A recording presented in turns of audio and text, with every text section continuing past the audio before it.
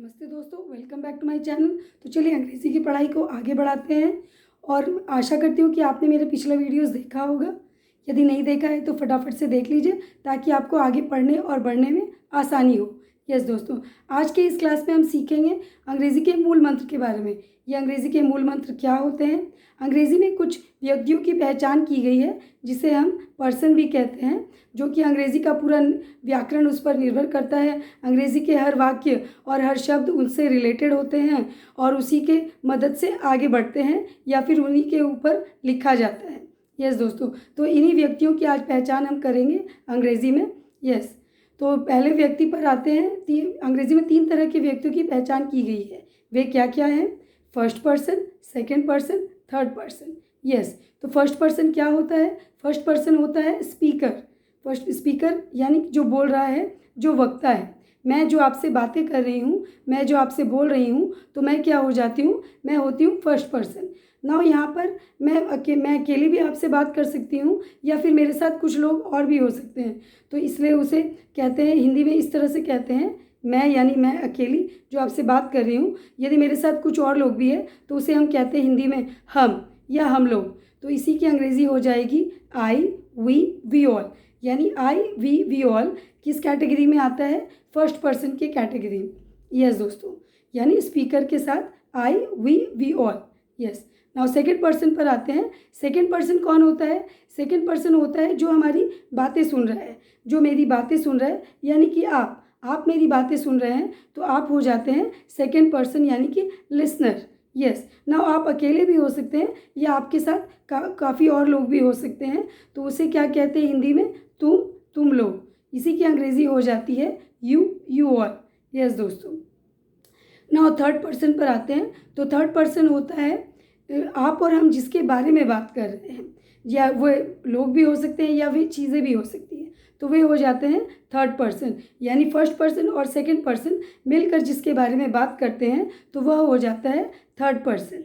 Yes, तो वह जैसे मैंने आपको बताया कि वे चीज़ें भी हो सकती हैं या लोग भी, उसी प्रकार से वह अकेला भी हो सकता है या उनके साथ और कुछ और लोग भी हो सकते हैं। तो इसे हिंदी में हम कैसे कहते हैं? वह, वे लोग या फिर वो चीज़ें। चीज़ों के नाम भी हो सकते हैं जैसे चेयर, टेबल। इसी की अंग्रेज़ी हम कैसे करेंगे? इसी की अंग्रेज़ी हो जाती है ही, शी, दे ऑल। या फिर चीज़ों के नाम भी हो सकते हैं, वस्तु के नाम भी हो सकते हैं।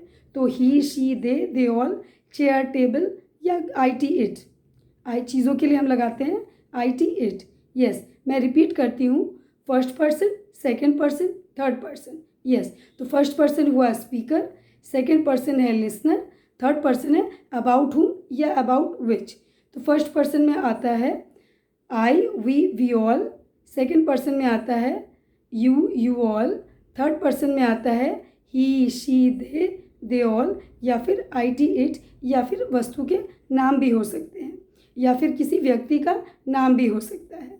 यस, ही, शी के अलावा हम किसी का नाम भी दे सकते हैं, राम, श्याम।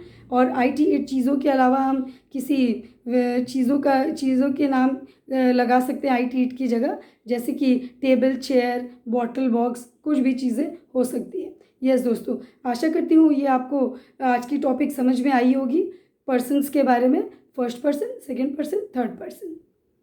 यस दोस्तों, मैं बार बार कह रही हूँ कि ये पर्सन की पहचान होना आपको बहुत आवश्यक है, क्योंकि अंग्रेज़ी का पूरा व्याकरण ही इस पर चलता है और आगे के क्लासेस में ये आज का क्लास आपको काफ़ी मदद करेगा। यस, तो चलिए दोस्तों, चलते चलते हम अपनी वोकैबलरी भी बढ़ा लेते हैं, अपने शब्दकोश के बढ़ा लेते हैं, शब्दकोश में कुछ वाक्य नए जोड़ लेते हैं। और आपने एक कॉपी बना ही ली होगी ये अंग्रेज़ी की पढ़ाई के लिए, तो और पिछला होमवर्क भी आपने ज़रूर किया होगा। यस, तो चलिए अपने शब्द लिखना शुरू कीजिए। तो आज का हमारा टॉपिक है पार्क। आज हम शब्द सीखेंगे पार्क के ऊपर। यस दोस्तों, घर में रह के हम सभी घुट गए हैं, हम सभी ही पूरे बोर हो गए हैं, तो हम सभी को इच्छा है कुछ थोड़ा बाहर निकलने की, कुछ पार्क वगैरह जाने की। तो आज का हमारा टॉपिक पार्क है, तो इस पर हम शब्द लिखेंगे। तो लिखिए, पहला शब्द है स्विंग, SWING, स्विंग। स्विंग यानी कि झूला। यस, नेक्स्ट शब्द लिखिए दोस्तों, गार्डनर, GARDENER, गार्डनर। गार्डनर यानी कि माली जो फूल पौधों की सेवा करता है पार्क में। Yes, gardener. नेक्स्ट लिखिए दोस्तों, pipeline, PIPE pipe, LINE line. जो पाइपलाइन लगी होती है पार्क में पौधों को पानी देने के लिए, उसे पाइपलाइन कहते हैं। यस। नेक्स्ट लिखिए फ्लावर, FLOWER फ्लावर। फूल जो होते हैं बागान में, पार्क में, तो उसे कहते हैं फ्लावर। नेक्स्ट लिखिए दोस्तों बेंच, BENCH बेंच। जो बैठने की जगह होती है पार्क में, उसे हम बेंच कहते हैं। यस। नेक्स्ट लिखिए दोस्तों प्लांट्स, PLANTS प्लांट्स। प्लांट्स यानी जो पौधे, तरह तरह के पौधे लगे होते हैं पार्क में, उसे हम प्लांट्स कहते हैं। यस। नेक्स्ट लिखिए फाउंटेन, FOUNTAIN फाउंटेन। फाउंटेन यानी कि फव्वारा, जो बागीचे में लगा होता है, पार्क में लगा होता है, फव्वारा, पानी का जो फव्वारा होता है, उसे हम फाउंटेन कहते हैं। यस। नेक्स्ट लिखिए दोस्तों चिल्ड्रन, CHILDREN चिल्ड्रन। चिल्ड्रन यानी कि बच्चे जाते हैं ज़्यादातर पार्क में अपने बड़ों के साथ। यस। तो चिल्ड्रन, हम काफ़ी बच्चों को देखते हैं पार्क में, CHILDREN चिल्ड्रन। यस। नेक्स्ट लिखिए दोस्तों एन्जॉय, ENJOY एन्जॉय। एन्जॉय यानी कि मौज मस्ती करना, थोड़ा मस्ती मारने के लिए हम पार्क जाते हैं, तो उसे हम कहते हैं एन्जॉय करने पार्क जा रहे हैं, यानी मस्ती करने जा रहे हैं। इसका शब्द है ENJOY एन्जॉय। यस दोस्तों, बहुत सारी हरियाली होती है पार्क में, चारों तरफ ग्रीन ही ग्रीन नज़र आता है, हरी हरी नज़र आती है, तो इस हरियाली को हम क्या कहते हैं? ग्रीनरी कहते हैं। लिखिए दोस्तों, शब्द है greenery, GREENERY greenery. Yes, greenery यानी हरियाली। यस। नेक्स्ट लिखिए दोस्तों, पार्क का वातावरण काफ़ी सुंदर लगता है हमें, तो उसे हम कहते हैं beautiful. Yes, BEAUTIFUL beautiful. Yes. Next शब्द पर हम आते हैं, तो नेक्स्ट शब्द हमारा है, लिखिए quality time, QUALITY quality, TIME time.